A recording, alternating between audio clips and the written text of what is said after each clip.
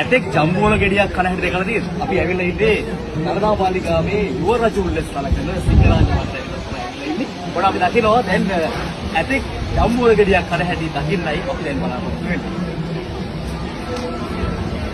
පින්වත්නි මාතෘ තබා ගන්න මේ තමන්ගේ ගම්තුම දුවසතන කනකරාවන මුදල් පස්සේ හැම දෙයක්ම උන් හතර ගන්නේ ඉරිමේ ආදී ප්‍රශ්නේ කාන්තායක් ඉන්නවා. අන්න ඒ නිසා ඒ තමන් අවශ්‍ය ආයතන විතරම සැලකෙන්නේ ඉන්නවා.